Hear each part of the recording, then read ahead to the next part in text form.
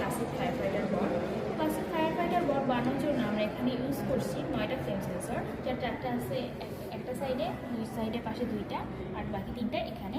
এবং এখানে ফ্লেম সেন্সরের সাথে আমরা গ্যাস বা স্মোক ডিটেক্ট করার জন্য আমরা ইউজ করছি গ্যাস সেন্সর এতে 2। আর তার সাথে এখানে আমাদের আরও আছে 4টা মোটর, যেটা 4টা চাকার কন্ট্রোল যাকে ঘোরানোর জন্য ইউজ করা হচ্ছে। এই 4টা মোটরকে নিয়ন্ত্রণ করছে একটা L298N মোটর ড্রাইভার। এবং তার সাথে আমাদের এখানে আছে একটা ওয়াটার পাম্প, যেটাও একটা মোটর ড্রাইভার দ্বারা নিয়ন্ত্রিত হচ্ছে। আর এখানে কাজগুলো এখন আমরা একটু দেখার চেষ্টা করি। প্রথমে যখন আমাদের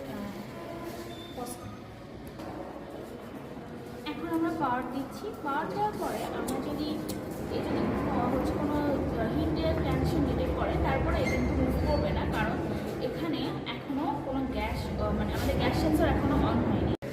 এখানে আমাদের সেন্সরগুলো এখন অন হয়েছে। এখন যদি আমরা কোনো আগুন পাই, তারপর আমাদের গাড়ি মুভ করছে না। এটার কারণ হচ্ছে আমরা এটাকে এভাবে হ্যান্ডেল করছি, আগুনের সাথে যেহেতু স্মোক থাকে, যখন আমাদের স্মোক সেন্সরটা অন হবে তখনই আমাদের গাড়িটা আগাবে, যাতে সেই সূর্যের আলো বা অন্য কোনো আলোর উৎস বা তাপের উৎসের কাছে সেই গাড়িটা বা ফায়ার ভেবে ভুলভাল ডিটেক্ট না করে। যখন আমাদের গ্যাস সেন্সর অন হয়েছে, যখন সেই গ্যাস ডিটেক্ট করতে পারছে, এবার যদি